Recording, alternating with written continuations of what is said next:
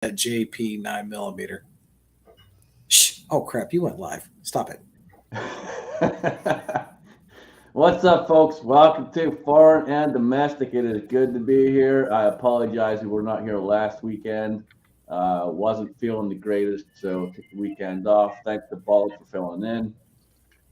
With that being said, actually, Bald, would you start us off right, sir? Yeah. Let's see if I can screw it up. I pledge allegiance to the flag of the United States of America and to the republic for which it stands, one nation, under God, indivisible, with liberty and justice for all. Excellent, excellent. Thank you, sir. Thank you. Alan, what's going on, brother? Oh man, yeah, it kind of sucked not being on last week, but Kaiden didn't. The girlfriend was over, and didn't have to kick her out because of the show. Nevertheless, currently, according to the YouTubes, we've got Emily Brown out there, Edward Petty, Garage Guy 879. Tacos and French fries, the Tactical Fud, TS, and Tim S. Good to see you. Vanessa Kitty. Yeah, it's already starting to blow up out there. Ms. Hotshot, good to see you. It's always good to see you, Ms. Hotshot. Uncle John, good to see everybody coming in. Yep, been a good week, and just looking forward to talking about the plots to Gilligan's Island. You know, I don't think I've ever seen that. What? Start talking shit. Here we go. You've never seen Gilligan's Island? If I have, it's been a long time ago. I mean, I can tell right now. If you have ever, you'll know the answer to this question: Ginger or Marianne? Marianne. The answer is yes. I don't feel bad, Scotsman. I never seen that either. If you haven't, you get Mrs. Howe. Hey. Nothing wrong with Mrs. Howe. She's old and she's rich. Okay. That's okay. I can go for Sugar Mama. Sounds like I'm missing out.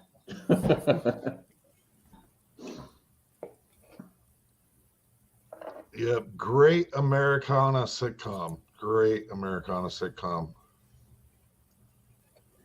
I guess I'll try and look it up, see if I can find it. If not for the courage and spirit, fearless crew, the minnow would be lost. Speaking of gentlemen, that, the vocal stylings of Mr. Hot Pot. did you see the documentary on Netflix called "Where's My Jet, Pepsi"? So basically, back in the late '90s, Pepsi, Camel, all these other companies had this big promotion where you collect the barcodes and then you get the shirt, hats, crap like that. I used to smoke Camels back then. Well, Pepsi had a thing where, well, the commercial was where a kid lands in front of the high school on a Harrier jet. Well, it starts him getting out of the house, puts in the jet a shade from Pepsi, and it says 200 points. A shirt from Pepsi, 500 points. Jacket, 1,000 points, right? And then when it lands a jet, it says 7 million points, right? So this one kid in a college, I forgot the name, in his 20s, he actually jumped on it. He found somebody with the money, and so they're going back and forward. But they figured out it would be like too expensive. And then he read the little thing where it says you can buy additional tickets at 10 cents a piece. So he found a guy that actually put up a $700,000, and he brought it to Pepsi, and he wanted his jet. So the whole thing was dragging for years. At the end, the Pepsi fucked him, But it was funny. It's really interesting to watch. And actually, his whole case wound up being in law books because what the hell? Fashion show. Because the whole thing was the Pepsi made an offer with that commercial because there was no fine print saying that this is just a commercial or whatever. So it was pretty interesting. And interestingly enough, one of his lawyers the kid, he fired him, was that Avenatti guy that's in a freaking federal prison now. And I guess when they shot the video, he was already under the house arrest. Yeah, it wasn't his dad beat at CB. It was like his climbing buddy. And then Pepsi did give him a $2 million, offered him $2 million to walk away. He's like, fuck no, I want my jet.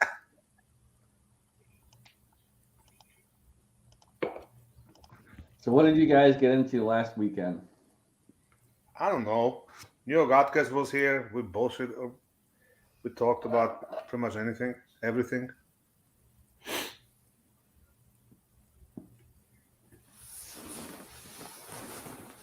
Well, and lots of companies were doing stuff like that with point systems, and I mean the cigarette companies, Marlboro had their miles, and Camel had their Camel bucks, and yeah, I stocked up on those. Everybody that I knew that smoked, I was just like, if you don't collect them, give them to me.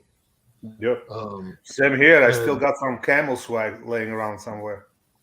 Anybody remember S&H green stamps? Ooh, that's real old. I Is that with the vaguely gas station? remember them because it was time where you had to either use them or they were done. And so my grandparents and I were like scouring everything to find every single one that we could possibly find. That and blue chips, I believe it was. Yeah, I have Yeah, no you idea get what 'em. those were. You- So what were all those? What were those all about? S&H green stamps. They would give them to you at the grocery store and at the gas station, and you picked up a book for free and put them in there. And then when you got so many, you could trade them for junk. You know, There's East Texas Outlaws. What's up, brother? How about economical merchandise, Jamie? my Okay. grandmother collected them. mine too. Amazing. All the crap that just to buy more shit. Right. But in your mind, you got it for free because you're just going to buy that crap anyway. You know. That's how they get you. They rope you in. Yep. Just a small nominal fee for shipping and handling. Yep. We had similar things back home here and there. I forget what they all were at this point, but we had some similar stuff. Just, paid a small fee. Usually it was on crisp packets. Collect We the didn't have tokens- nothing. collect Commies the tokens take on the everything crisp away. packets and send in the tokens and get X whatever, XYZ.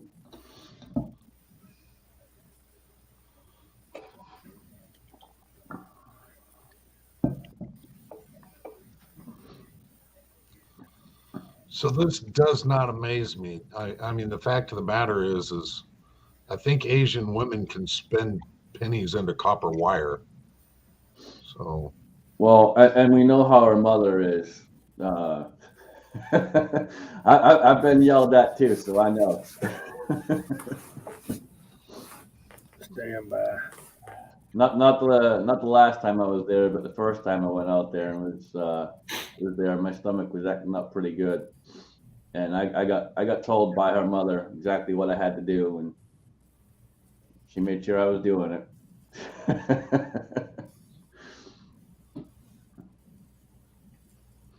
well, and I've heeded that advice as well, and it's made a big difference. It really has. Yep. There's the one, the only Pops Quest. What's going on, brother? Royalty out in the side chat. Jeez. I don't know. He shaved the beard off, But I'm one to talk because I don't have a beard no more. I'm not even swinging the mutton chops now. What? The mutton chops are gone. Damn.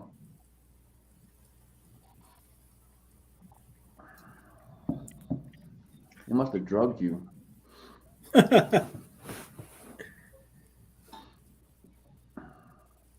So I can expect that everybody's reaction, I know it's early, but everybody's reaction was probably very similar to mine, to discover what Biden did about getting a useless anti-American out of lockup and giving away one of the world's largest sought after people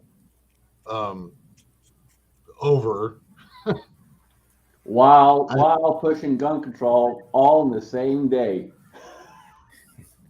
Gun While control, release the arms dealer, huh? while leaving $80 billion worth of freaking military equipment in Afghanistan. It's way more than that now. There's way more. There's that he left behind, and then all the stuff, and they sent another package over to Ukraine here not too long ago. There's a whole bunch of shit, dude. It's just building up and building up.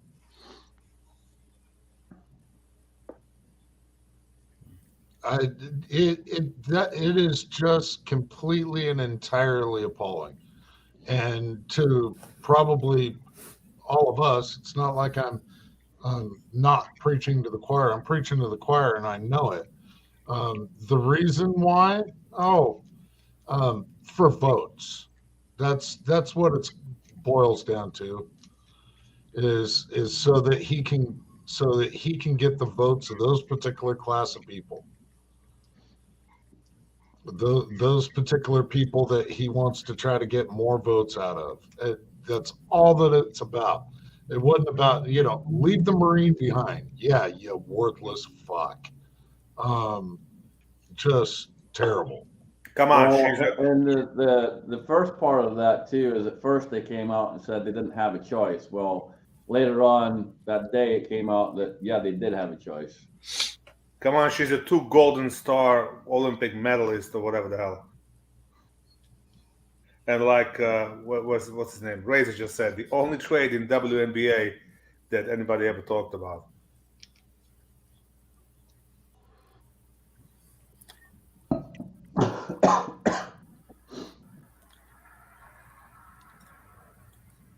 It's insanity. Yeah, Razor, I haven't done the research on that particular individual. All that I know is that he was Marine. That's all that I know about him. Yeah, she wanted this. Oh, and what are the odds next time she's gonna be playing, she's gonna be kneeling for the anthem or some shit like that?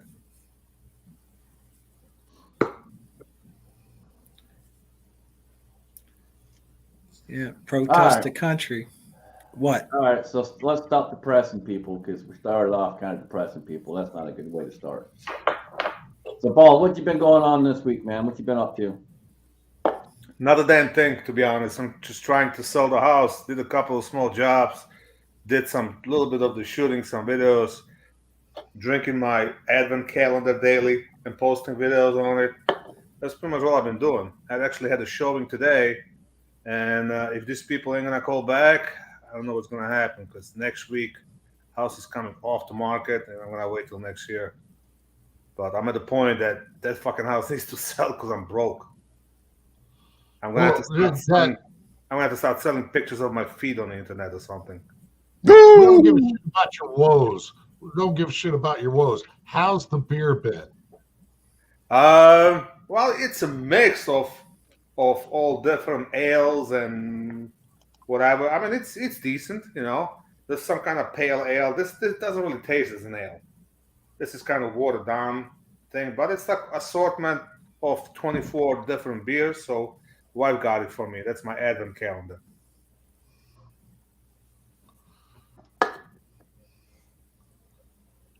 Well, that's a good way to know that. It's a good way to remind you on what day you're supposed to be, doing the whole Christmas thing.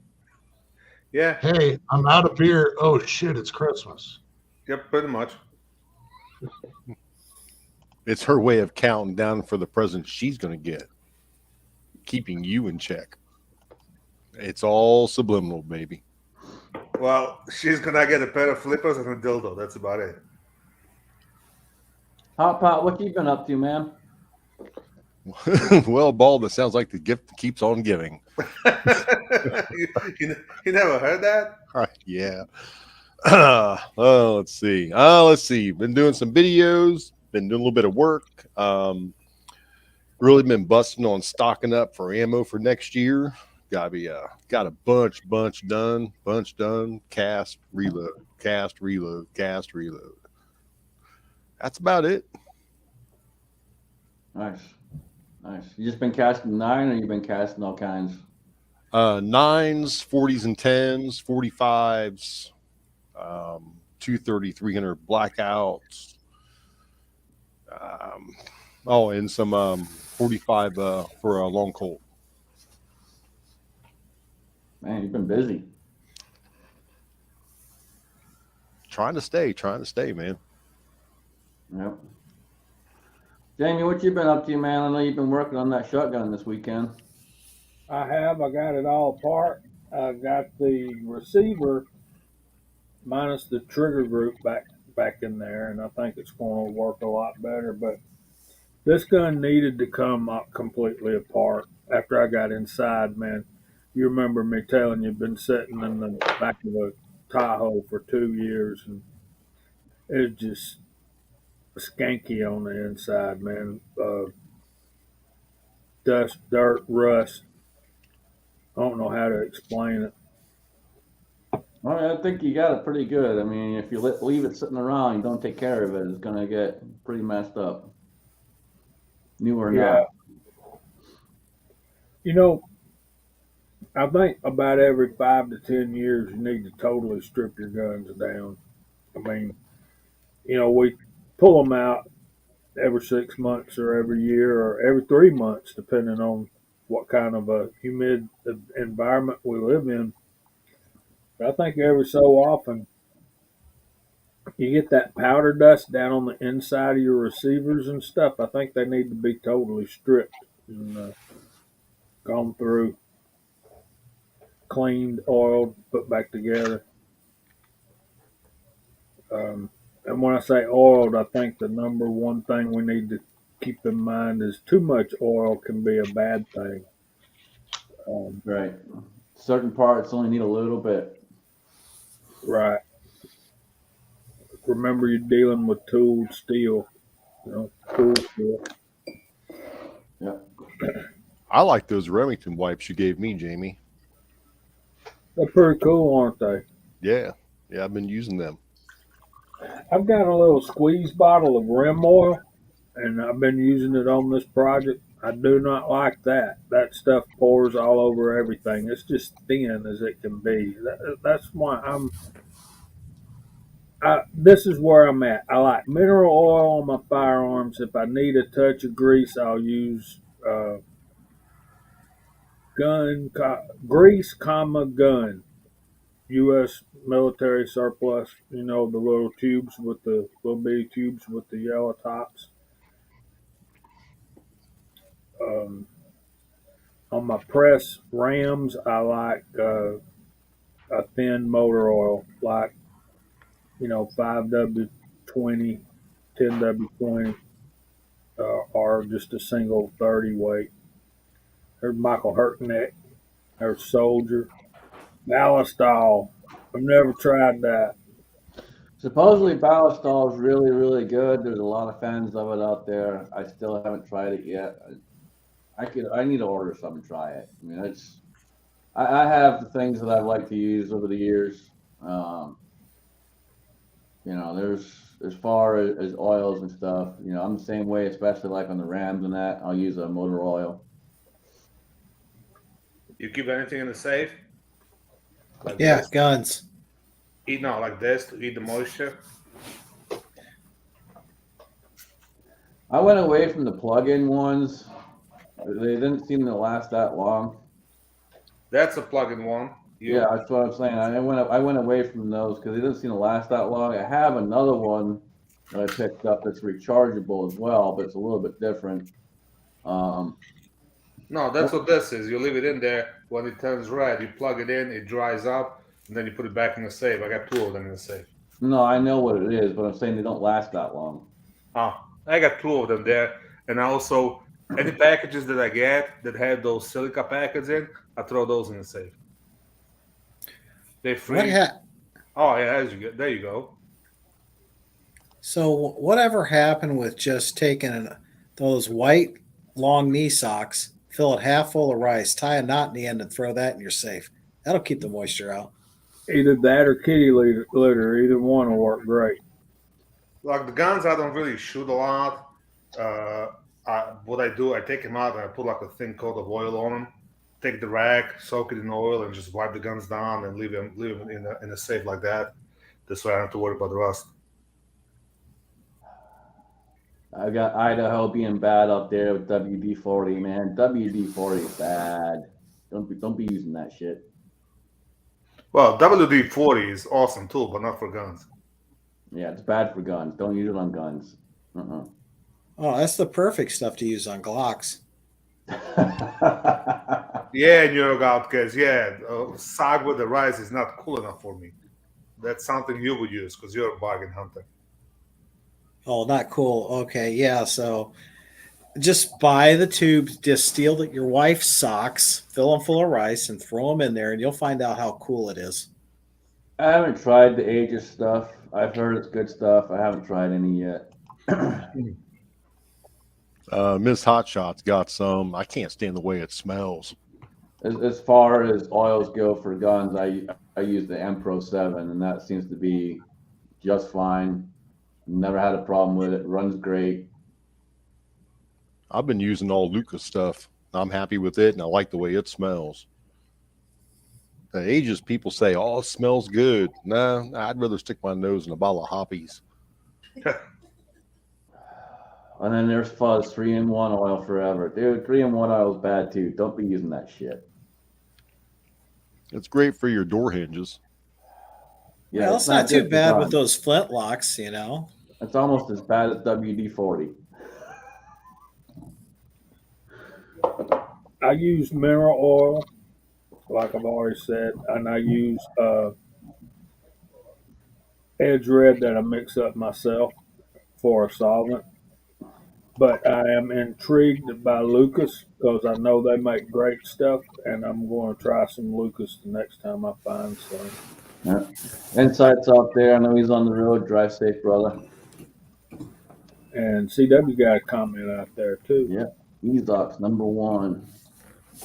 I like the Lucas bore solvent and gun oil and gun grease. I use the grease on my choke tubes on my 12 gauge. Never have any of them stick. I use the bore solvent and the oil, and just fine. Well, years ago, CMAX did a test on a bunch of oils as far as rust prevention, and he did, I think it was like 5 or 6 or 6 or 7, something like that, and tested it all on various pieces of metal and stuff, and AllenBePro 7 came out top of the line. And I tried it right after that, and I've used it ever since. I've never had a problem with it. Runs great, works perfect in a humid climate. Doesn't smell that bad either. Doesn't smell as good as Hoppies, but doesn't smell bad. I use Lucas oil on my pistols. Never had a problem with those. But then again, most of the guns I have, they don't need a lot of oil to run. Okay, yeah, it was 7. Okay, I thought it was 7 somewhere in there.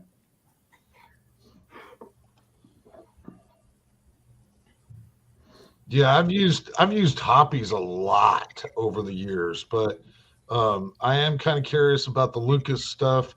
I've been using this gun snot for quite some while when it comes to after cleanings, everything else when I'm just lubing things up, and this stuff has been absolutely phenomenal. But when I'm actually just, if I'm going to put anything away for an extended period of time,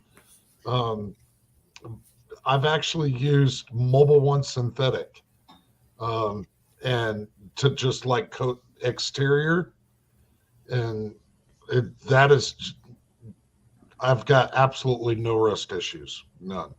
All right, let me address this comment. Fuzz, I do not believe what the big companies tell me. I've seen what 3-in-1 does to guns. It is not a good thing.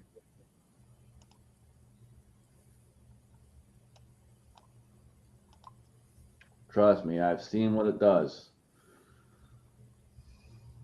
And yes, that was a different area. It wasn't here in Ohio, but I've seen what it can do, and it's not good. You know, if you don't have any money, you don't have the money to go out and buy all these name brand products. I mean, you can use used motor oil, something that's already been broken down, like a good 1030 or what's that, OW20.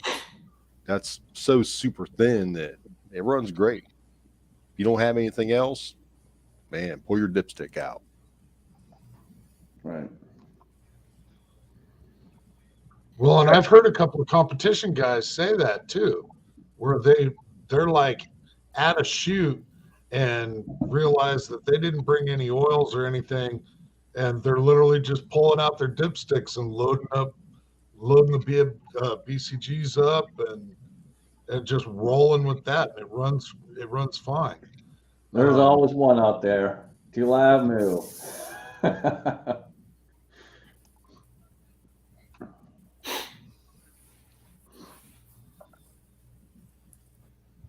Yeah, the CW is 100%. Most of them are all mineral oil based. Yep. And if you want your gun to smell like French fries, I'm just saying. Hey, when you're in a bind, even a little spit will do.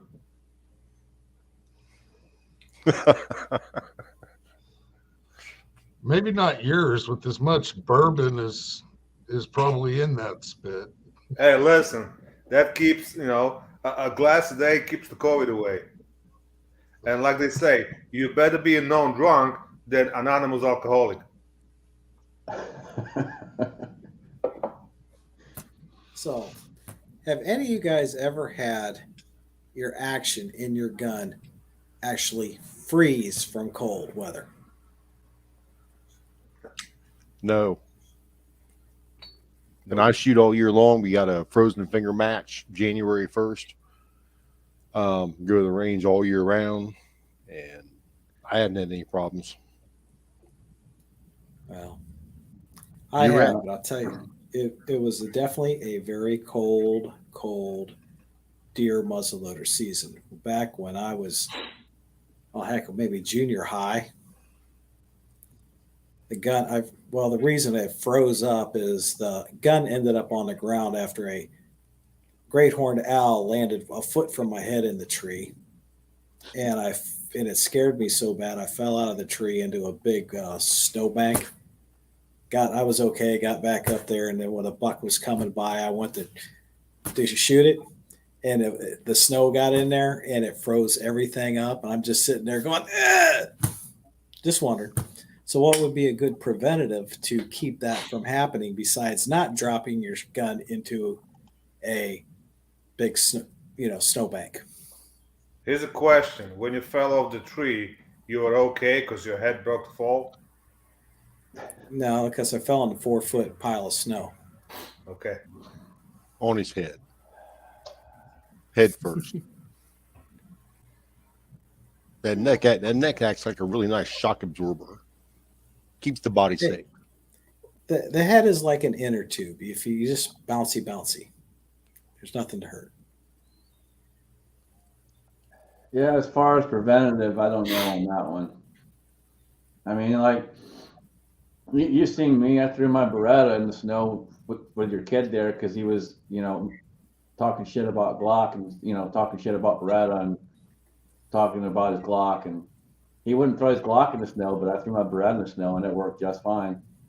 Yeah. We got about an inch of snow. I'm thinking taking the Glock 17, just throwing it out there and somewhere and leaving it till spring. Till spring? There you go. Hey, you can do your oil test that way.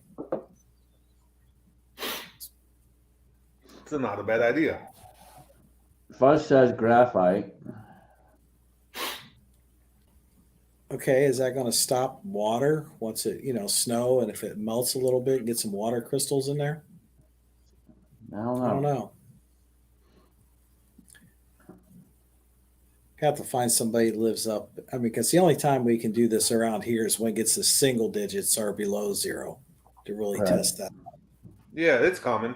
Another month, it's gonna be single digits, at least here. It'll get there. It's not that far away. We've come close to single digits up here. I don't know about down there, but we've come close up this way. We get every year we get single digits, and sometimes below zero. Yes, Miss Hutshot, you did. That's right. I did. I was talking about Glock, and I was proving the point to Daniel's kid, and I proved it well. I threw my Beretta in the snow, picked it up, shot it, no problems. I even covered it in snow before I picked it back up. He would not throw his Glock. Too chicken. Didn't believe it would run. Well, I got a video where I took a PO7 and freaking in a bucket of sand and buried it and all that, and that thing kept running. I mean, I couldn't get the magazine out. That's how gritty it was. Kept running, kept shooting. Right.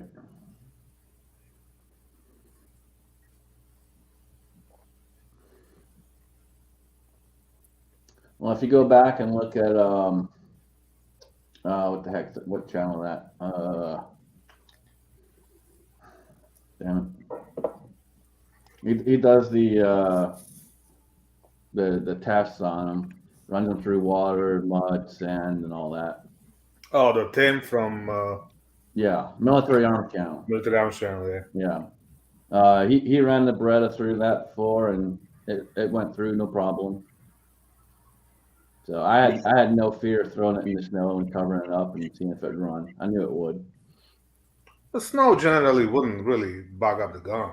I mean, if you take it, if it's all, let's say you have it on your body and it's warm from your body, then you throw it in the snow and it melts some of the snow and it freezes. Yeah, they might do something, but as long as there's a round in the chamber, once the round goes off, there's quite a bit of force that comes back, so it'll knock off any ice and stuff. I would think, right? Yeah, you get water down the firing pin, and that sucker freezes. You're done till you get that gun warm, and they kind of clean that water out. Yeah, I guess you got a point if you get the water there.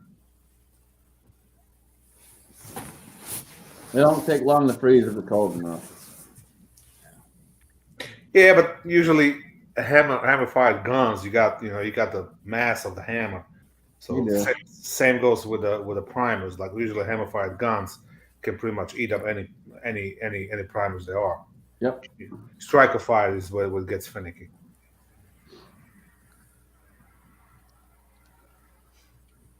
I knew it. Well, Okay.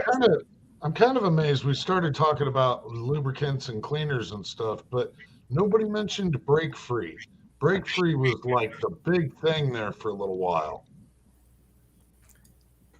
Well, I use that for cleaning nobody stuff still out. uses brake free.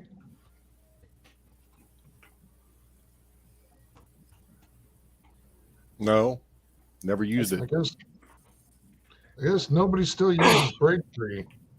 And Daniel just said he uses it. For cleaning the gun out.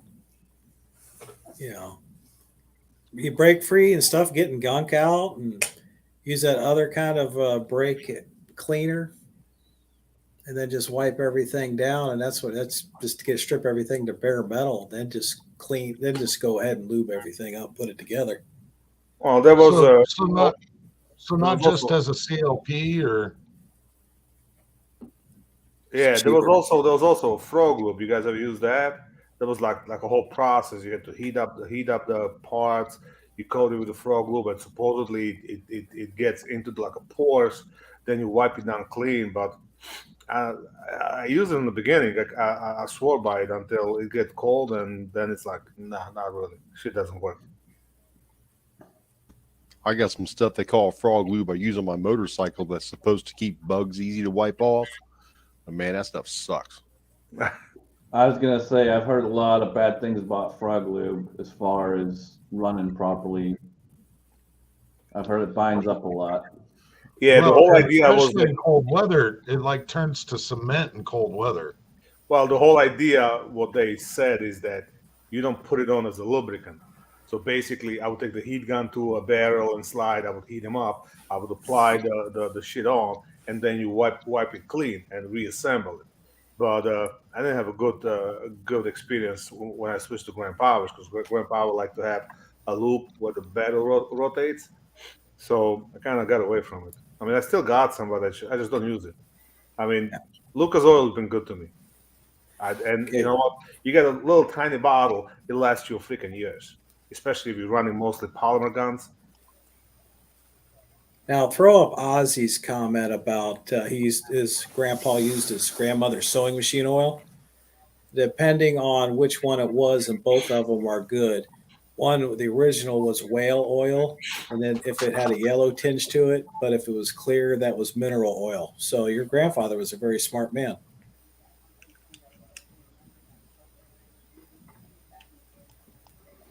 Tell y'all an old gunsmith secret: automatic transmission fluid.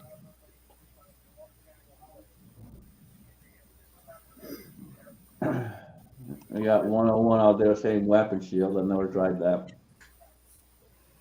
The ATF's got to work great just because it has to work in all temperatures. Right. I want to get one of those. I want to get some of those ATF targets and set it out here from the range and shoot. The ATF has their own US PSA targets. It's ones we can't get, but they're all in like the shape of a dog.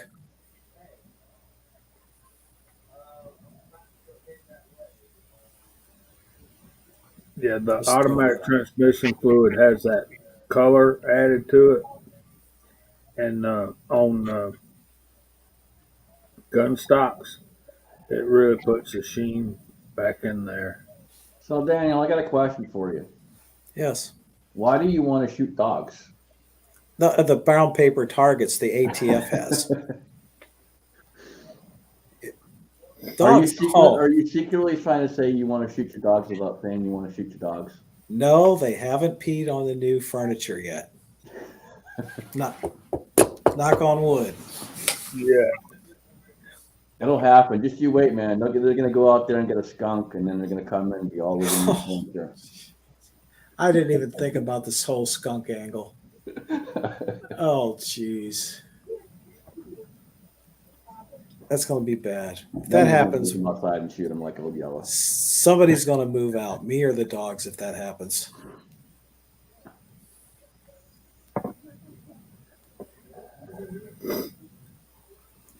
yeah. CW's got me buying brake parts cleaner by the case off of Amazon. Wait, WD-40 is just water displacement. It gets rid of the water and moisture out of your gun. Okay. So hit it, but then wipe it off and then put your oil on. If you need Finally agrees with something.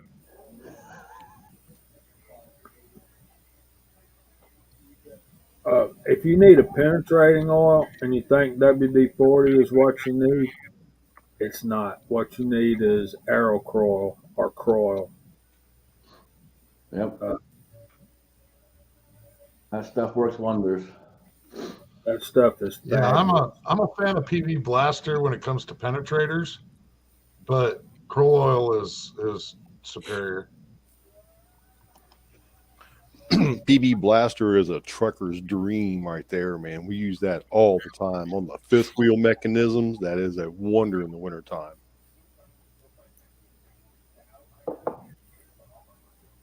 Huh. Yeah, you take off the chains off your wheels, and you go to throw it in the box. You just coat it down with PB Blaster. Don't even worry about it. Yep. Always had a couple cans on the semi.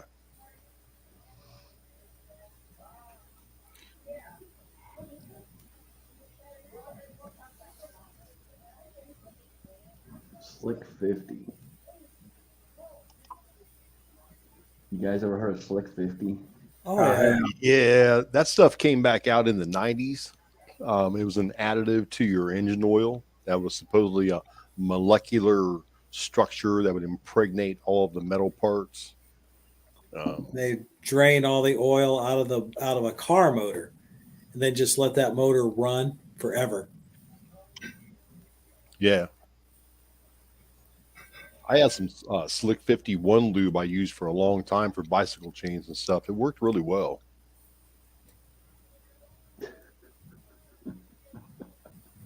Oh, Hannah.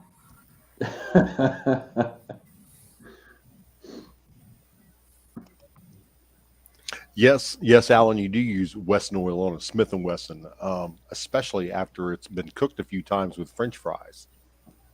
That way you have that nice, lofty lunch scent every time you go out shooting.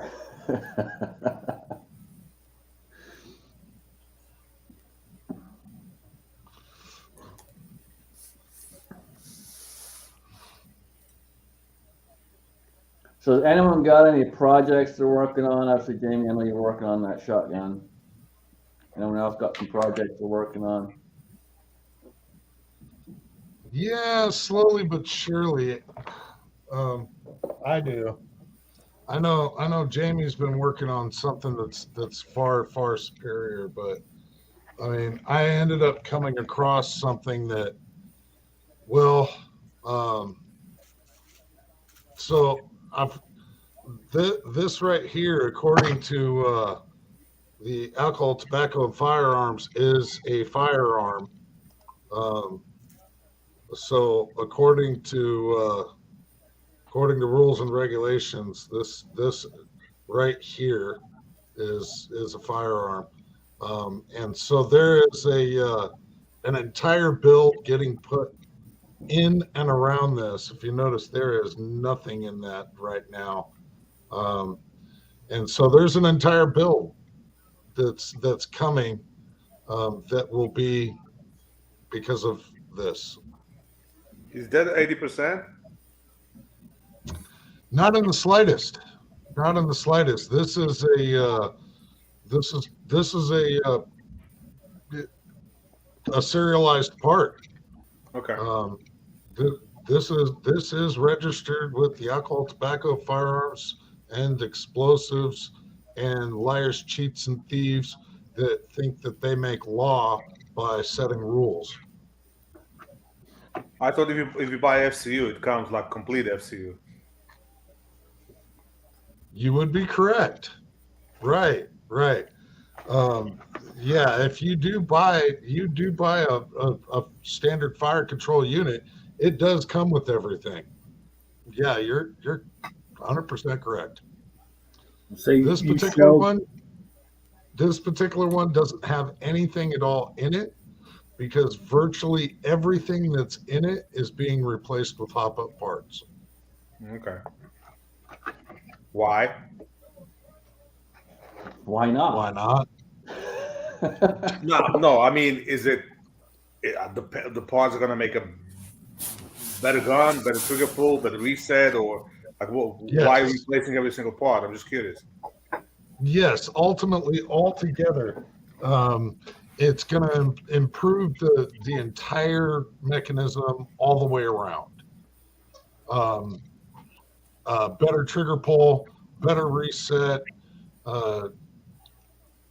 better just all the way around. It's going to completely change the way that trigger pull feels and acts and everything else. So yeah, it's to be able to compare it to a stock one will be like night and day by the time I'm done with it.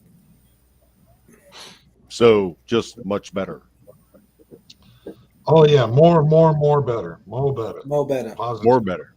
Mo better. He's making it his own. That's the thing. That's, when we do stuff like this, we make it our own. I thought the proper term is more gooder. Yeah, but this is gooder than gooder. Okay. That's mo better. It's more better than gooder than gooder. More better than that.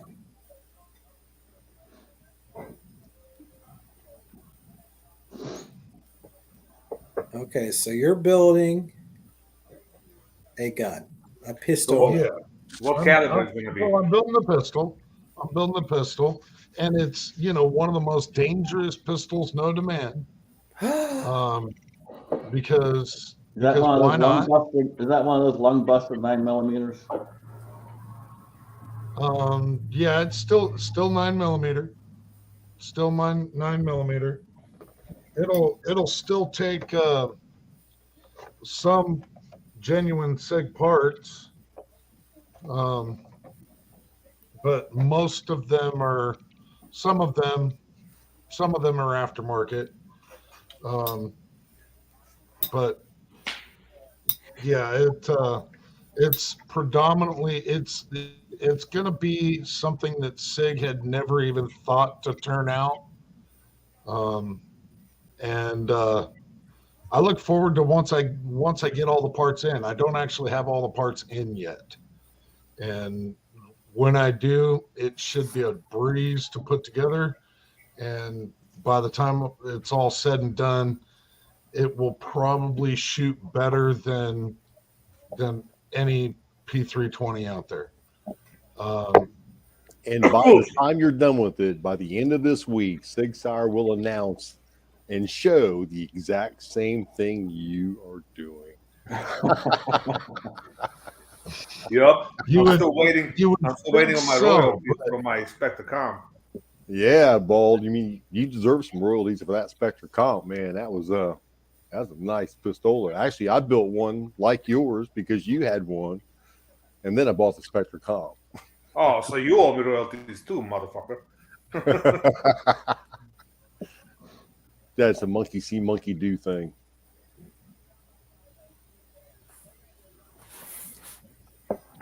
I'm still As trying to far as projects for myself, the only thing I got going on right now is I did get the press, Willie's press. So I'm just working on getting that set up, and I got a few things I got to pick up in order to make that happen. But I do have it, and like I said, I just got a few things to pick up here in the next week or two, and then we'll get it set up and get a video out there and let you guys see what's going on. Super nice. I got an announcement. Tomorrow morning at 9 a.m., I start a new part-time job at Republic Ammunition, doing remand ammunition, sorting, and selling components. Selling components. Does that mean we get the first dibs on the primers at a good price? Man, it's all on the website, baby. All on the website. Oh well, you're gonna have to get in contact with me because Oh man, my so project. you just blew us off. Some kind of My- fucking friend well, war.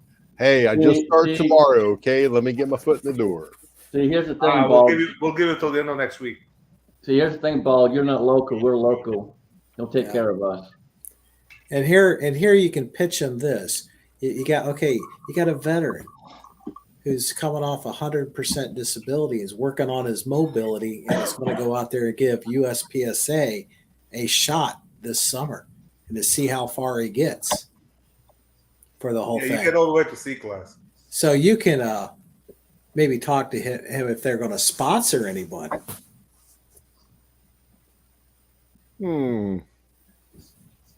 See, here's a backstory on that. Let me see how my sponsorship goes and we'll talk. You'll lose it. I'll take it. I'll take it from you. Oh, the fight is on. Here we go. Not only am I cooler, I'm going to whip his ass in every competition I see him in. Yeah, my ass. Well, the company's called Republic Ammunition. They do online sales for brass, powder, primers, projectiles. So, Hey, did they got a shirt yet for shooting? Those competition shirts? no, I'm going to talk to them about that as I get in there. The owner's a really nice guy. Him and his wife and his dad and her mom work in there. They run it. It's a little small operation, but I do it all day anyways, man. I sort brass, I cast bullets, I reload. I'm around it. So why not drive 8 minutes away, get paid a little bit, and get to play? They're gonna make you your first 2 months. They're depriming brass, sorting brass and depriming. So you're sitting there. I can see it now. You should see the machines you just feed it into. It's incredible. I'll deprime all day long. Just keep feeding that bucket, man.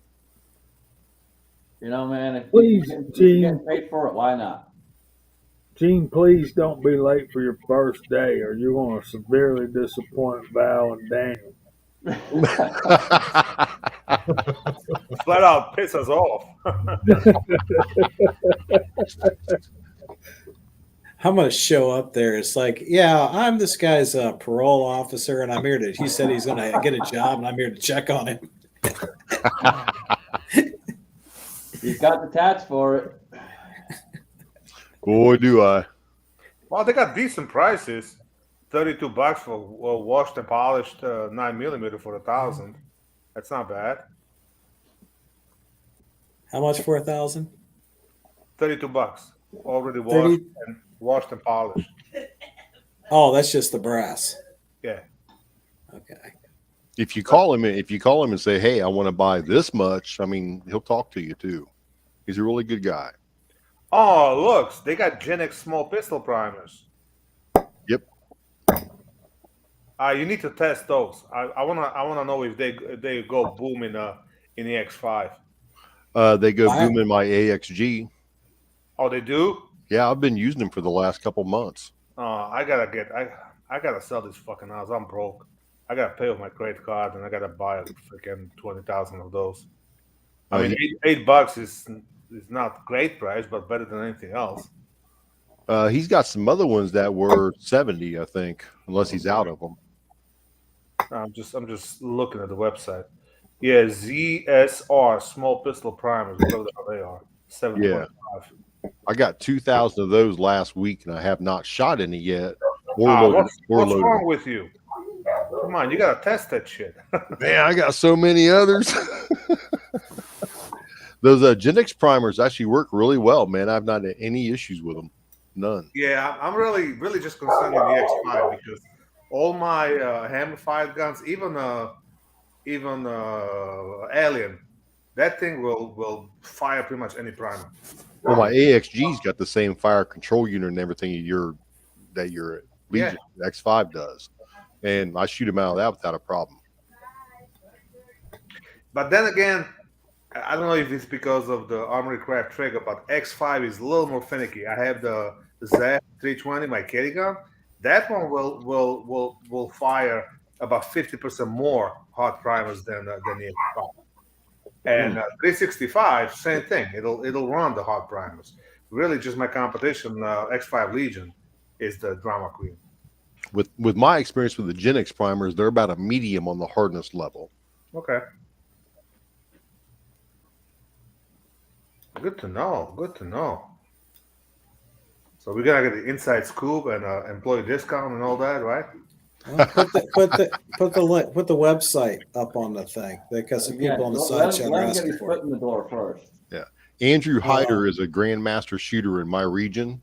He's one of the owners of Vance's Outdoor Sports and Gear. He's been around the Gen X primers in his 9 major and hasn't had a problem with them. Yeah, but that's the thing. 9 major is a different animal. A lot of people in the 9 major actually run rifle primers. Those are hammer-fired guns. They'll set off hot primers. So it's really those guns you don't have to worry about. It was the same story with the Infinity I had.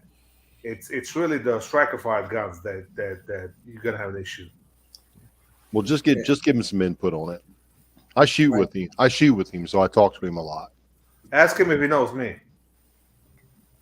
Yeah, do you know this asshole from New York? Ask him if he knows me. I'm a high B, almost A class.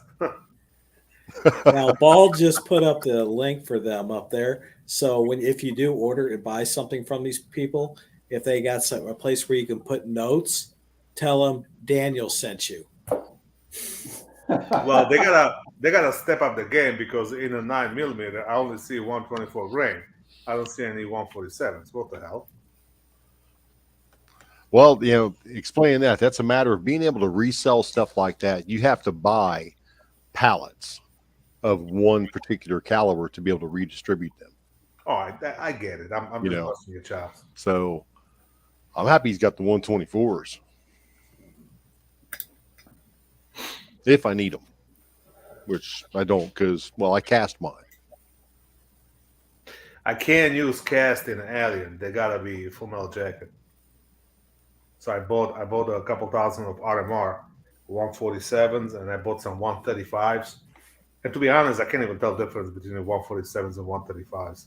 You can't run powder coat through it. No, you can't because it'll gum up the piston system. Alien's got a fixed barrel and it's got basically a hole in the barrel that runs a piston. And when I ran the coated bullets, Galan bullets, it ran fine for about 300 rounds. And after 300 rounds, it turned into New York safe pistol, which was single shot. and the pistol was so gummed up, I had to really put a brush in a Dremel and just clean the crap out of it. So pretty much, I'm just running full metal jackets through that. Jesus. Sounds No, like they need to go no back thanks, and rework. man. That Sounds like they much need to go money back for and rework that pistol.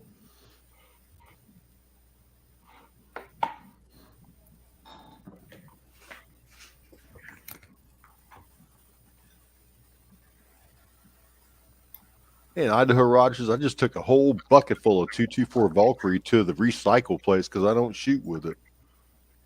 Oh, you never take ammo brass. I'm just kidding, just kidding. I do keep a bucket for my odd pieces of brass that are messed up, cracked, whatever. And every so often, I do take them to the recycling place, man. Usually it's enough to fill my tank in You my only car. do that when they're cracked. That's what you just said, when they're cracked. Yeah, when they're cracked or it's military crimp stuff I just don't want to deal with. Or that dang Lapua brass. What? Lapua? Man, What's wrong with Lapua? Lapua 9mm is a bitch to try to reload with. It's just, I don't know, it's just a stiffer brass, man. I was about to say, who buys Lapua brass specifically for 9mm? I don't. Well, For rifle, I do. I do a lot of range pickup, man, reprocess. Because everything I pick up at the range, I'm just going to leave at another range. So it's just, it's a cycle of life. Yeah, I was at the point I had no brass. I had to buy like 3,000 cases because I've been shooting all these matches last year, and I never picked up the brass. Before I used to go to a weekly shoot, and at the weekly shoot, while you're waiting, I would pick up a brass. So you come with a full bag, 2-3 times of whatever you shot. So okay, but I haven't done it in a long time. As a matter of fact, I went to a weekly shoot couple weeks ago just to get some brass. Val, do you know any do you know any cops on do you have good talking relations to any cops? Yeah. I mean, one I sold the house to, but it's a sheriff's deputy. They don't shoot as much. Okay, so just ask to talk to him to find out who his range master is, where they got to go qualify, and you get 9mm and 40 brass. They don't do anything with it except put it in those big 50-gallon barrels and take it to recycling. You're talking New York State. It doesn't work like that over here. Because I had a friend who was he worked for the prison. He was a instructor there, and basically they shot every week. And now they had a company that came twice a year, and they bought the brass from them. So he could get a little bit, but he couldn't go crazy and get 20,000 pieces of brass. So, and it's the same story with pretty much everything. So it's in New York State. Everything is frowned upon. And you know what? You can buy a 3,000 cases for $100. So what the hell? It's not even worth it.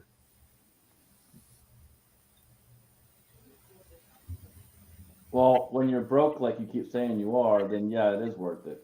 Well, when I'm broke, I go to the local range, I shoot a local match, and in between arrowing or not doing anything, I'm picking up brass. Well, you people need to understand. People's definition of broke varies to person.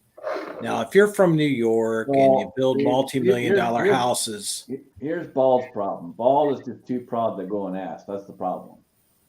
No, I'm fucking broke. I got so much Let- money. Go I ahead, got no man. idea. All they're gonna tell you is no, yes or no. Listen, Ball, we got a couple guys at the matches that hang around until everybody else is dwindled off, and then they help tear down the matches, and then they bring bags and they sit in the bays and they pick up bags and bags of brass. Well, I don't know how you run matches, but every single match I ever been to, all of us hang out till the end and help to tear down the stage, at least the stage that you finished at. I mean, there was a handful of times that I had to run, and I was like literally last stage. I would ask them to let me go first because I had to run because it was my wife's birthday or bullshit like that. But other than that, every match we hang out till the end and we tear it down. Problem is, a lot of ranges have it's basically a grass field. So good luck looking for the brass. It's just if you're shooting like a steel challenge, it's a different story. So the local club has 3 ranges, and really only one of them is a place that it's kind of easy to pick up the brass. The other ones it's all grass and just you're gonna be there on your hands and knees. All right, we're just over halfway through. Alan, you want to go through the slide chat, man? It's been blowing up out there. Oh, it has, man. We got a lot of awesome fucking people out there. It's Anna Lee Brown hanging out with us. We got Fuzz Fork 8, Idaho Rogers, Insight Freedom, New York Outcast. Good to see that bearded guy out there too. I haven't seen that bearded guy in a minute. Yeah, they're just absolutely rolling out there. Thank you all for joining us. Tim S., Paco Loco, Idaho Rogers, Insight Freedom 67, Rebel, Bearded CB, Mrs. Hot Shot, Walter Davis, and it just goes on and on. Happiest guy. Yeah, good to see everybody out there tonight.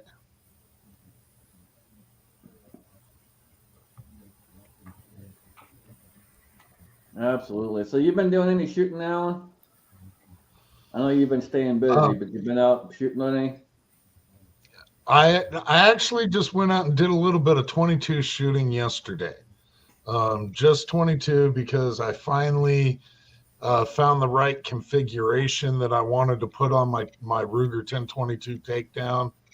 I kind of screwed around with wrong type of scope rings for a little bit and tried different height rings and whatnot, but I finally got that a little bit more dialed in, and so that actually was just a lot of fun. Went out and blasted a bunch of 22 for a little bit. Yep, just some plinking as of yesterday. Well, at least you got out. That's good. And you finally got the configuration you want. That's good too. Yeah, it took a little bit of playing around with it.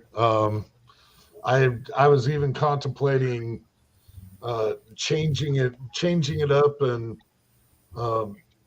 like doing away with the stock furniture and going with different furniture, just because I couldn't find the exact right height of scope rings that I wanted to go with. Ultimately, I had to go almost as low as I could, and went down to 0.8 on the height in order to get it set just right. So it saved me from having to change out the furniture. The lower you can get that scope, the better you're going to be. Yep. Yeah, and that was about as low as I am with the scope where I'm comfortable with it. I could go just a little bit lower than that, but at that point, I'm almost rubbing the takedown throw So I was just, I need just a little bit more space here, but my eye line was almost right.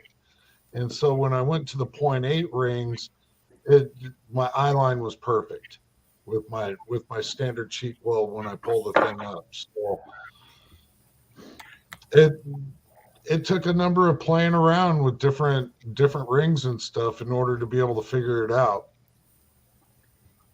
Inside, brother, you know I would if I could. I don't think you'd be hear me too well at work. It's pretty loud in there.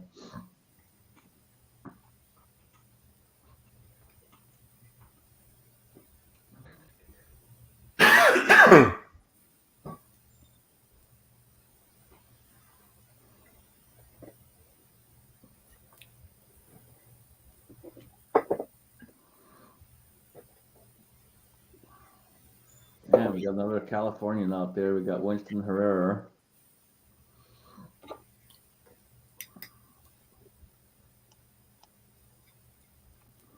Says he's dropping in from Los Angeles.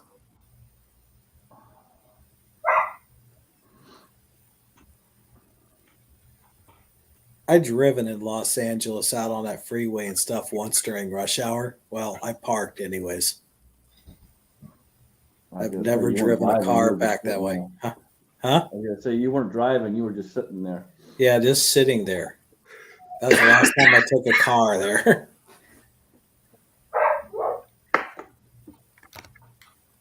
Yeah, you want to experience some good rush hour traffic? Drive out in California.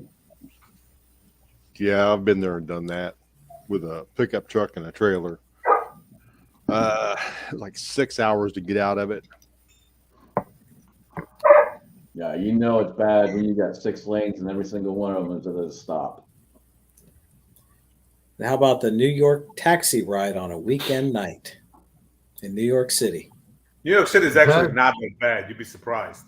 Oh, I'm talking a taxi ride. That's not that bad. No, taxi cabs in Tijuana, on the other hand, that's an e-ticket right there, baby. Yeah, never been there. I don't know.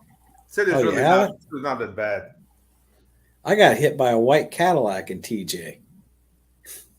The cops didn't go after the Cadillac; they would come in after me. You shouldn't have stepped in front of it so rudely. Well, yeah, impeding traffic. Exactly. You American kids, yeah. He was probably jaywalking. Yeah, I was. That's when you learn about hesitation will make your worst nightmare come true. The other two guys I was with, they didn't hesitate. They just bolted across and they made it. I hesitated for that second and I went over there and I went right over the hood, up over his windshield. See, was it the Donkey Show or the Camel Show? Probably the Camel Show. No, I didn't get into that. It was just, Would that be because of the humps, Scotsman? Yeah, he likes the humps, especially up close. It's the humps. Don't go to TJ. We live in a country, and over here, 10 miles is 10 minutes. That's it.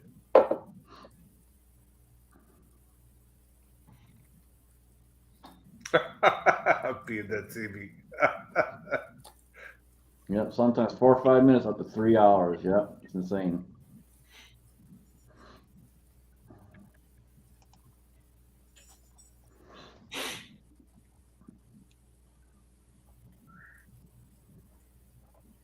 Imagine this. Your aunt, the church lady, and her husband come out to San Diego. Where's the first place they want to go? Tijuana. It's like, no. That bearded guy has an 8-hour drive one way when he drives by Disneyland. Wow. That's insane.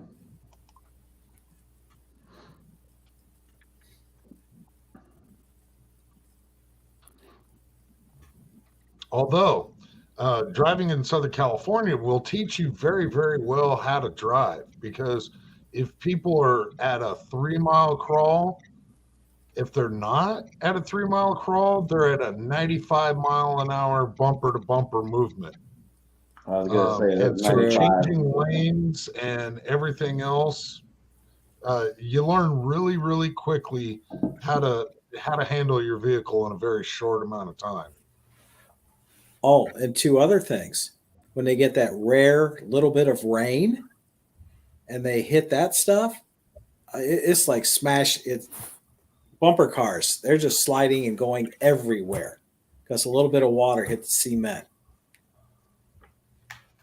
And the one twice it almost got me when you get an earthquake and you're driving. You lose complete everything, control of the car. You're just all everywhere. That's what'll freak you out. Yeah, they're pretty bad when they see rain.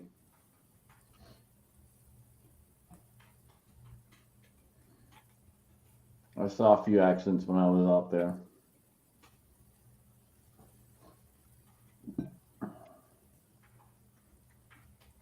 Well, it never rains in Seattle, being a city.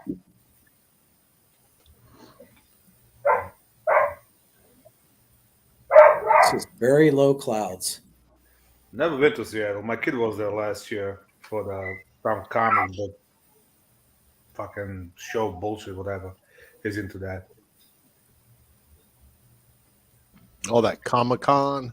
So yeah, some shit like that. He loved Seattle, but he's like, yeah, you stay on the main street, you're looking at side roads, and it's a shithole. Walter Davis, the Taconic Parkway is not that bad. You're full of shit. Maybe down towards the city, but you take a Taconic upstate, anything past the Putnam County, it's a beautiful drive. It's a beautiful drive and virtually no cars.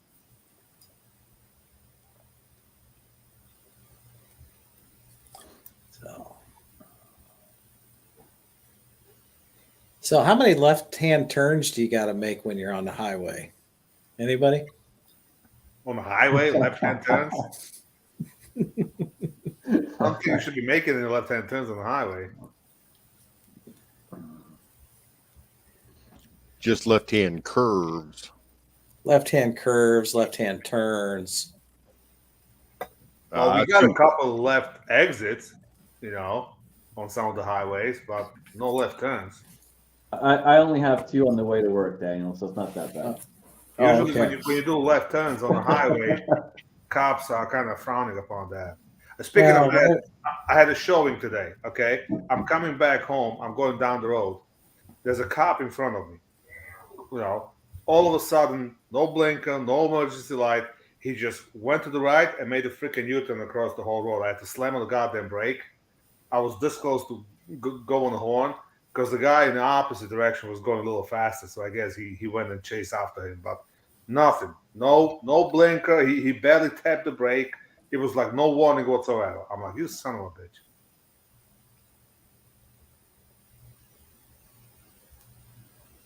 Yeah, and if you'd have hit him, you would have got a following too close. No, I was more than 3 seconds behind him, guaranteed. Doing speed limit and all that. He just whipped it.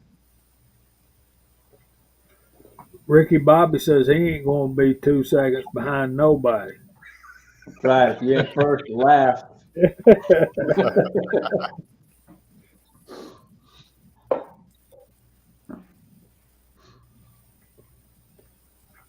Drive it like you stole it. I guess when you're driving a car that county pays for, you don't care about the brakes and tires and everything else, and the gas.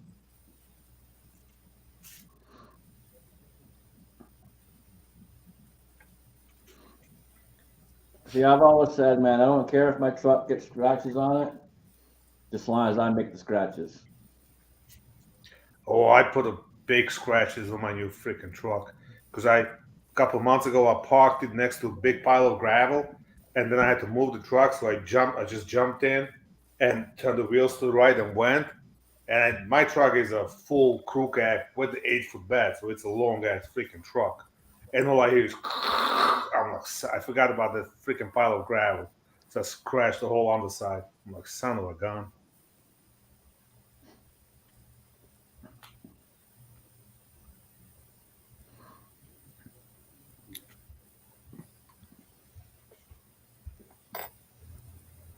Y'all talking about traffic. It gets pretty hairy in Atlanta sometimes. Yeah, they all think they're NASCAR drivers. Driving through Atlanta sucks. Anytime. It Not doesn't that's matter. Yeah, I was gonna say it doesn't matter the time of day. Driving through Atlanta sucks. Now, I don't know, man. Driving through downtown Atlanta at like between 3 and 4 o'clock in the morning, the roads are clear and going under those underpasses and those bridges are great. I've never went through there at that time. Listen, Usually it's always during the day or late evening, and it's just swamped. I always try to plan in early morning hours. the They- worst driving is in New Jersey because you go from freaking town to town. You have no goddamn idea. You left one town, you in another town. I mean, anytime you get off the highway in New Jersey, you're freaking lost. That's like everything just blends into one freaking town. You go from Passaic. Why would anybody to want to? Clifton, Why and would anybody want to get off the highway if they were in New Jersey? You That's just a good want to keep question. on the highway till you're out of New Jersey. Everything's a parkway in New Jersey. There ain't no highways in New Jersey. My mother lives in New Jersey. oh, so you have to. That's why you do it, right? Yeah, sometimes. It still drives though. I made As a matter of fact, deliveries. my kid was down there for a week now. He did. He was working on a movie. Some hush hush. He couldn't tell anything. Oh, Down blame in- you, see- bro. Down in Georgia, it's like, you got in an accident with somebody in Georgia, and when they go, officer, we didn't get a wreck. We were just trading paint. That's just driving. Well, Georgia's they do not move out of the way. It's like they'll be driving in the left lane. There's nobody moves out of the way because you're going faster. And Georgians are the worst. North Carolina was pretty good, but I went into Georgia. I'm like, just my heart sank because you got those weird roads where you got 2 lanes, 65 speed limit, and all of a sudden there's a freaking traffic light. Like, what the hell is this? You want to drive in a fucked up state? Drive in North Carolina.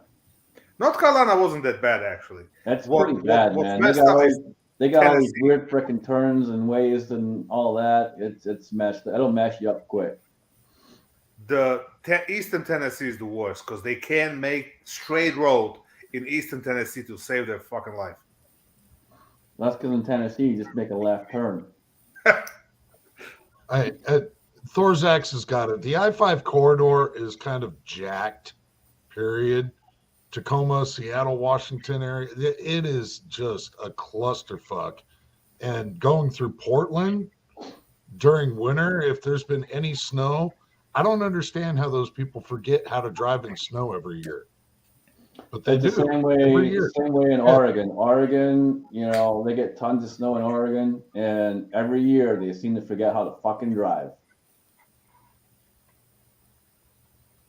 Same thing out here. We live in the fucking snow belt, and they forget every fucking year how to drive. Yeah, and after the first good snowfall, that's when everybody wants to go get their snow tires put on. Yeah, they wait until it's falling first. Yeah. Yeah, after the fact. Well, that's when they go on sale. They're already gone. Sold out for the year. It's in Ohio, so even Dave Chappelle that lives there, he hates that state.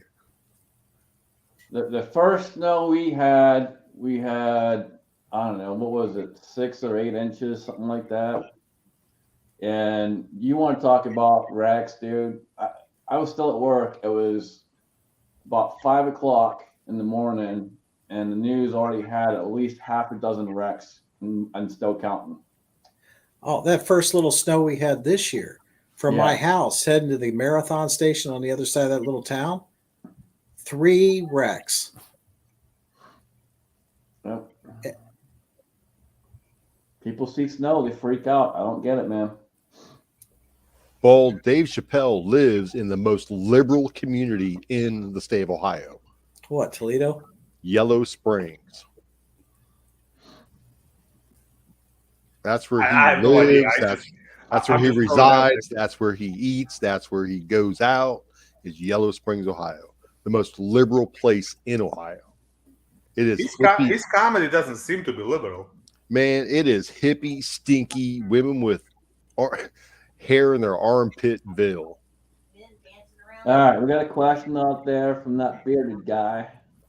What do y'all think of the Mauser and 6.5 by 55 Swedish? An old Mauser, those are good guns. I don't care what caliber it is.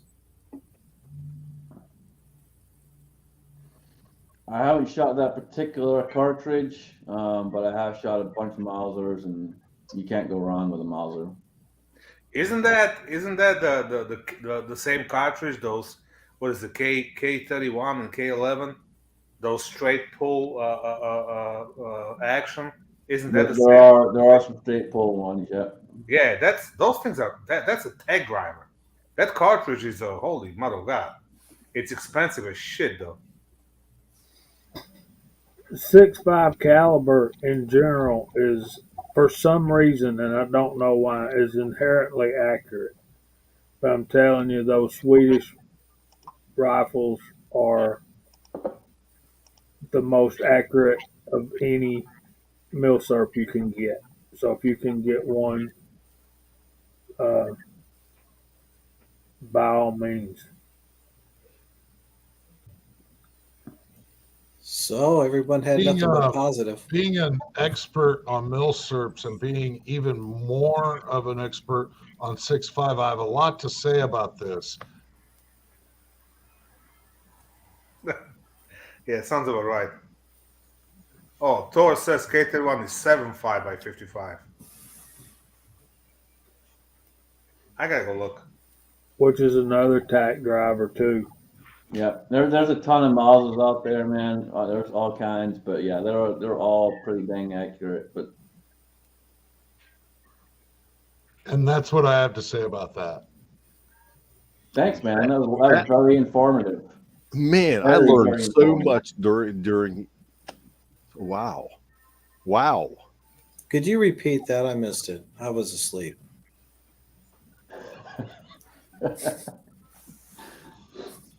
I couldn't say it again if I tried.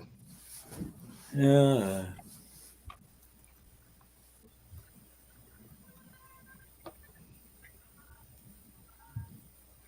Yeah, I think If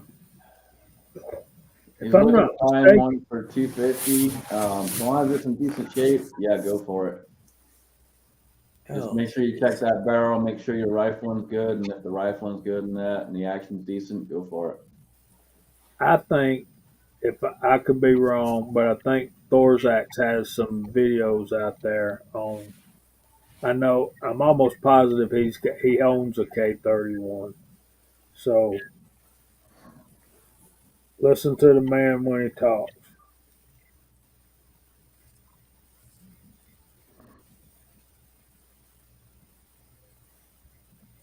Yeah, I've always wanted one of them Swedish Mausers. Maybe one day I'll get myself one. Things about milsurps though is they're getting, all of them are getting very expensive, much more expensive than what we're used to. Uh, I mean, you can buy Winchesters and Ruger bolt guns cheaper than you can buy most milsurps for now. Unless you're looking at an Italian 6.5 Carcano or some of the Mosins. Let's get real. I think the Ruger American uh, hammer forged barrel, particularly the Predator model, for $400 is some of the best money you can spend on an accuracy rifle. And I'm not sure. Uh, I'm not sure that those milsurps will outshoot modern rifles. I know that K31 that Thorzak's has will, but those are the most accurate milsurp rifles that's ever been made in military history, in my opinion, that I know of. If you know of a better one, or more accurate. Let me know. Those Savage rifles, Idaho, out of the box, they're probably the most accurate money you'll spend. The Winchesters,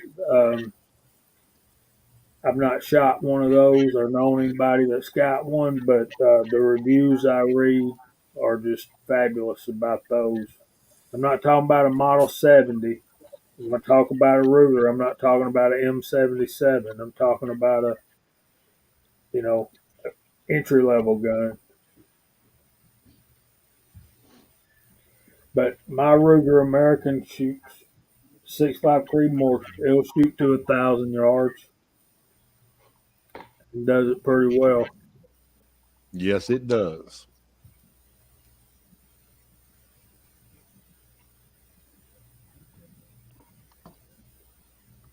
So yeah, those guns are nice, and I want one badly.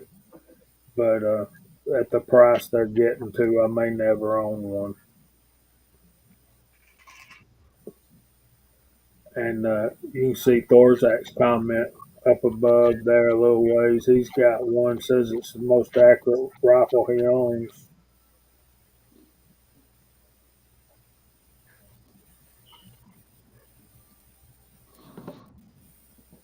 How about my K31? Out the gun store, I think mine's the other one. I think it's K11. I know there's two models. I keep mixing them up. And Yeah, I mean, if you guys are interested in Milsurps, obviously check out Milsurp Mike. Tons of knowledge there, or Milsurp World as well. That's another good channel out there that's got tons of information. And Milsurp Duo. yeah, don't ask me about the mill stuff. I don't know nothing about those. I know a little bit here and there. Just depends on what models you're looking at, but I mean, there's so many of them. That's the thing. I just saw it in a store, and I was curious about it. I knew a little bit. I knew it's K series rifle. I asked the guy at the store. I literally offered him $100. He goes, how about $150? I'm like, nah, $100. He goes, okay. So I bought it. Then I went to another store that I know they have more selection in ammo for stuff like that. So they had ammo for it actually, and that's how I realized how expensive the freaking ammo is. What gun are we talking about? The 7.75 by 55, the Swiss the K31. From what I know about those, there's three models. I think it's 98, 1911, and then the K31. Dave will correct me, but they all shoot that 7.5 Swiss cartridge, and I don't know where exactly the 6.5 came in. Yeah, it's K31 and it's K11 as well. There's two of them. I think that's slight differences. One I don't know length or something, but it's two different ones. Well, the 11 was put out in 1911. A lot of the collectors refer to it as a 1911.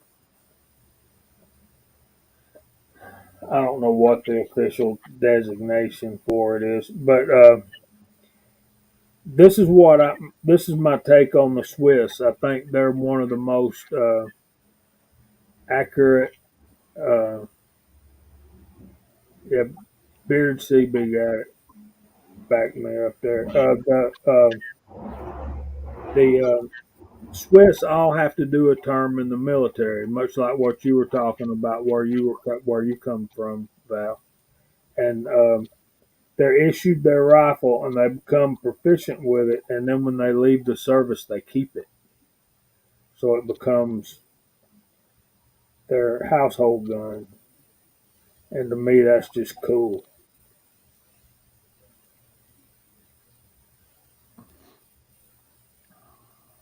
Well, there's a reason that even Hitler didn't want to invade Switzerland.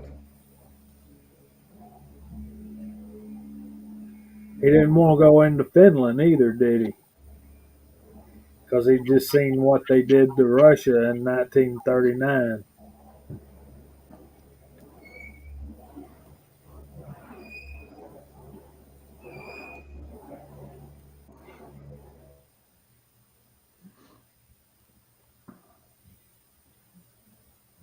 Yeah, Fuzz, we know you don't do housework. We know this all too well.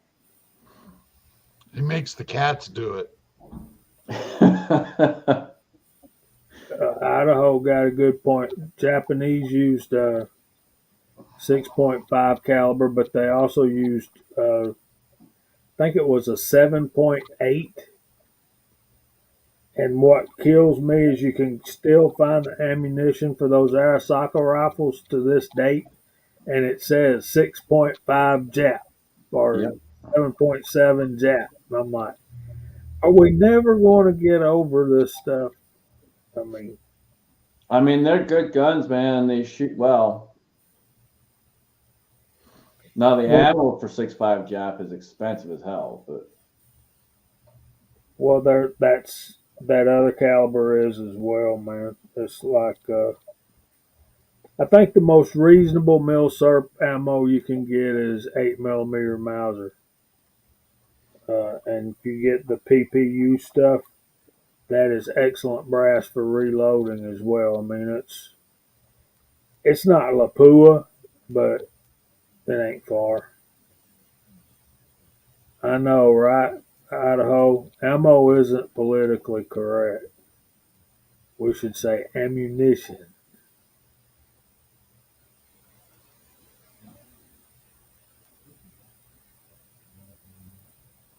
since So when are we fucking PC around here? I know, man. I've almost got this trigger group apart.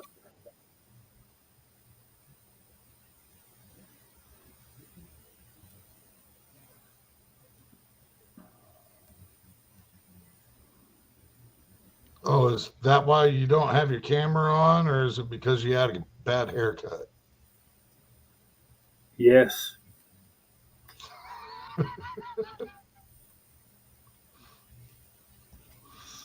That haircut didn't slip and hit the beard, did it?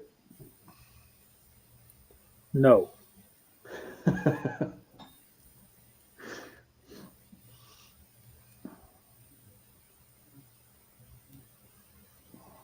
So I got one trigger out. The other one's still in there. Got I don't know if you can see this, but the hammers and the blocks are, I don't know how to get those apart. That's pretty slick right there. I don't see no reason for that to have to come apart, Right. except for putting the crap back together underneath it. Throw that back up there, Jamie.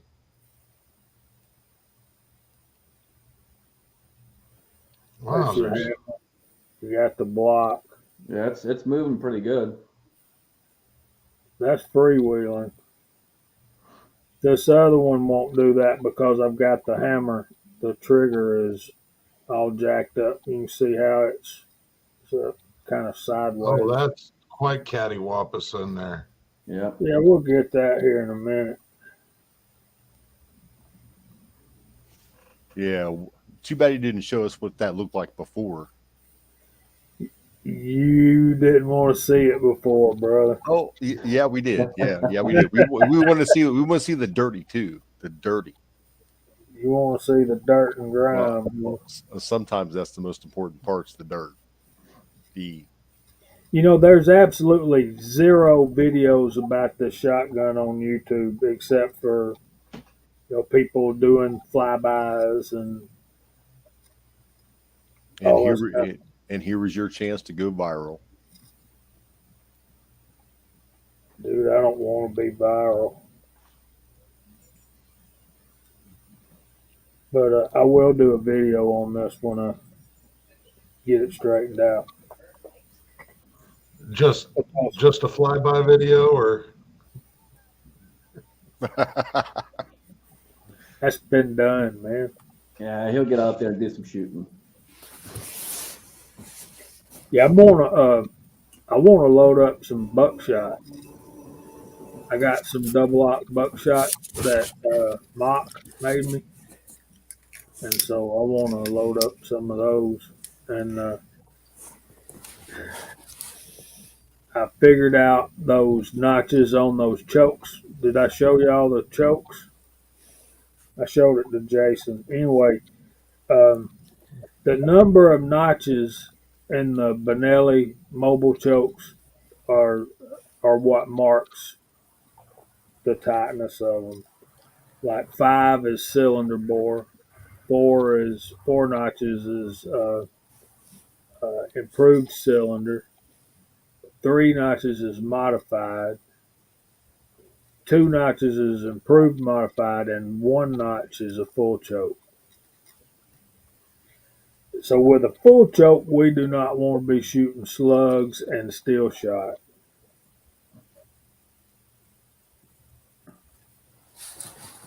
Or you can buy extended chokes, and it says right on the choke, full bore, improved, modified. Because I can never remember those notches. I always got to go back to manual. Well, I've only read them twice, and I spouted them off for y'all. So, but I've only been to sleep twice since I read that, Val. You give me a week, and I'll be. Give me one of Val's Carlson chokes with the long tubes that stick out of the barrel so I can read what it is. Improved cylinder, in my experience, is good for just about everything.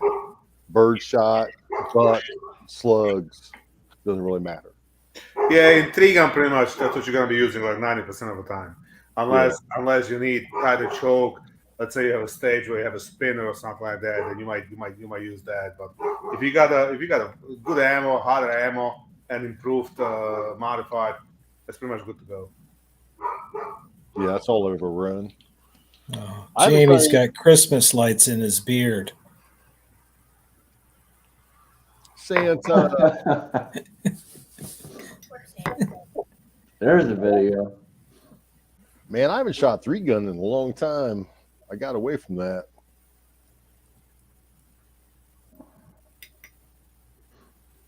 Did you like it? Yeah, I did. But there was only one club by me within, 90 to 100 miles that did it. And it's, same beige, same bays, same similar stages. And I just got bored with it. I love 3-gun, 2-gun. I'll take that over USPSA any day. But like you said, if it's the same stages over and over, it's boring. Thankfully, the one club I found in Massachusetts, they do 2-gun. They can't do 3-gun because of the way they set up, but they might do a 3-gun with the PCC. I told them they should do that next year. But it's just I'll take that over USPSA any day. And when you go to big matches like down south, forget it. It's just fun. You don't even care how you place, if you win or lose, as long as you don't DQ. It's just fun. Well, yeah, but like the problem was one club, similar stages every weekend. So I veered away from it. Oh, I understand. When it's the same thing over and over, it's going to get boring. That's You why gotta you mix it up, shouldn't spice get it up. married, Scotsman.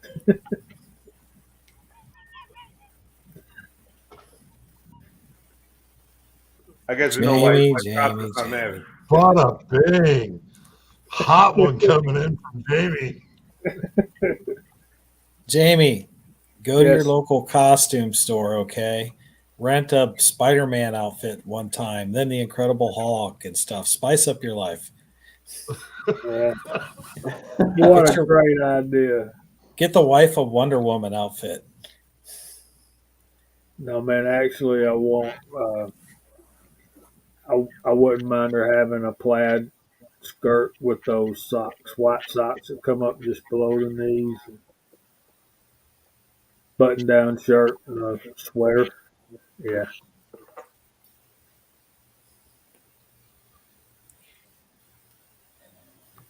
Dang, it got real quiet up in here. That was Jamie. That was too easy to make so many comments on. I'm biting my tongue. Yeah, go ahead, man. I was thinking, man, a Ben Franklin, and I might be able to do that. Yeah, garage guy nailed it right there. Catholic schoolgirl. Oh, geez. Yeah. Hey, man, times are hard, okay? Ask Bald. He knows. He understands. I have no idea what you guys are talking about. The shit just went off the rails big time. What a bold-faced lie, Val.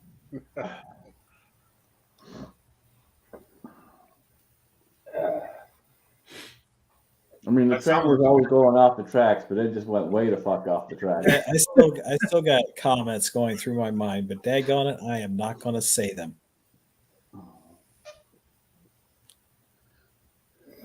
Good, Daniel. Good. Just a casual thought. Back to shotguns. I tell you what, I've calmed down a whole lot since I got off the drugs. Maybe you should go back on drugs. We like you better. No, I don't remember where you're Maybe at. I should be back on drugs. I like him better.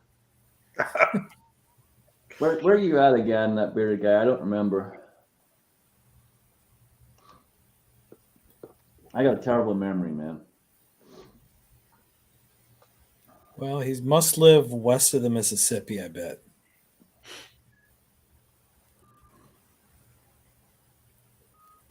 Probably somewhere out in northern New Mexico. Modesto. Okay. I was thinking it was California because he was talking about Disney and all that. Yeah. Modesto, yeah. Oh, that's what got us all talking about driving in LA and all that. Modesto wasn't too far from me when I was up there, when I used to live out there years and years and years ago. Remember Hey. Go ahead. He's- Gene. Gene must be talking to the boss there because he just muted us. Right. So, Yeah, I never lived anywhere but New York. Well, other than the old country. But that's about to change. It's so significantly different when you just in our little country here, Val. It's significantly different. By the time you move, you're looking Tennessee, right? What's that? You're looking at like Tennessee, right? Yeah, Tennessee, North Carolina, somewhere over there. Yeah. The just the pace, everything about it, the people, it'll about feel like you're in a different country. Well, I get that. Yeah, I get that. It's just it's not as simple as everybody thinks. Everybody says just move. Well, you know what? If I be single, it's a different story. But you got a family, you got business, you got roots and all that. Yeah, you got a lot. You got a lot to uproot, and yeah, it's not that simple when you've got that much to uproot. I mean, with me, if I wanted to up and move to New Jersey, like that's no way in fucking hell ever going to happen. So I would end up moving somewhere else, but it would be simple for me. I don't have ties that I can't necessarily break in most ways. I could get a job somewhere else. It's not like I have my business and roots here. I don't have kids in school here. I don't have. There's a lot that that like a single guy like myself, it'd be significantly easier. But when you do move, it's going to be a different perspective altogether. And you could go from one state to the next, and it changes. Well, don't get me wrong. I'm fucking moving. Next year, I'm fucking moving. One way or the other, I'm goddamn moving because I just about had it with this bullshit. Even if it means I gotta look for the job, which, as a matter of fact, I already am. I'm kind of throwing shit up there and see what's what. I definitely want to build houses again, but for the first year or two, I might take a job just to kind of get the connections and figure out what's what. What's up, But, Chico? Good to see you, brother. definitely want to move. Move down to Georgia. You could be Jamie's next door neighbor. Nah, it's too hot. I want to stay somewhere that still has seasons. I don't care if Tennessee only gets a little bit of the snow, but I like the seasons. I like the change. Plus, I kind of want to stay on the East Coast. I gotta be somewhere where it's easy to fly internationally because I still gotta go back to the old country every couple of years. You know, for me, like Eastern Tennessee is probably the best bet. It all depends where my daughter winds up with the in college, but that's like it's a good point because it's kind of central located. I can be 15-hour drive. I can be in Texas. 10, 12 hours. I can be in Florida. 12 hours. I can go back to New York. Not that I wanna, but I kind of like it down there. So I don't know. We'll see. If you're looking for getting back to the old country pretty quick, you need to move to Georgia because we got the busiest airport in the world. Where? Atlanta. That's why everybody lands in fucking New York. Yeah, Atlanta Airport is the home of Delta, and a lot of other carriers. They got 2 or 3 airports in New York. None of them's as busy as Hartsville. Well, don't forget it's not just New York. You got JFK, but you also got Newark right. Within 2 hours. Right. But you talking about crazy places to drive. One of the scariest places I ever drove was Texas. And I'll tell you why. It's the exits. Hey, Mark Thomas. See, in Texas, you're on the interstate and you're going ever how fast you go on the interstate in Texas, and then you hit an off ramp. Well, the off ramp just dumps you onto a side street, and there's traffic going both directions down there. And I mean, you don't have any time to slow down or stop. I like how you said you're going whatever speed you're going, because in Texas you can pretty much go as fast as you want and they won't stop you. Yeah, well, down south in Carolinas and Georgia, they take it's not a speed limit; it's a speed suggestion because they got Yeah. 70-mile speed limit. Everybody's doing 90. Yeah, the one time I went through Texas, I was doing 110.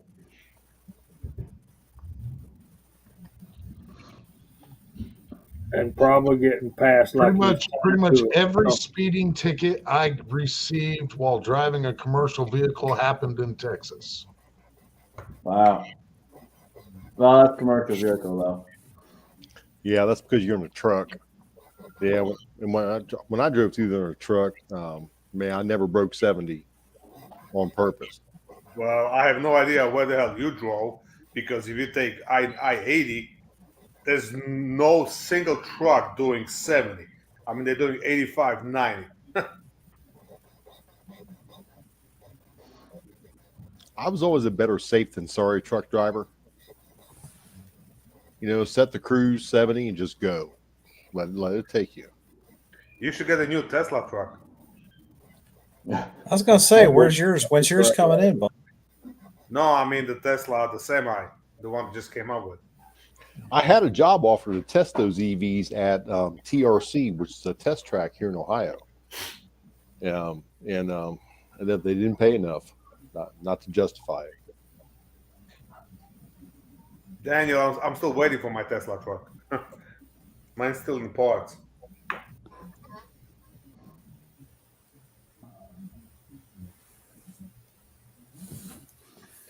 All right, we're slowing down a little bit. We're gonna start going through the room. It's almost that time anyway, so we'll start going through the room here. So, Jamie, what you got, brother?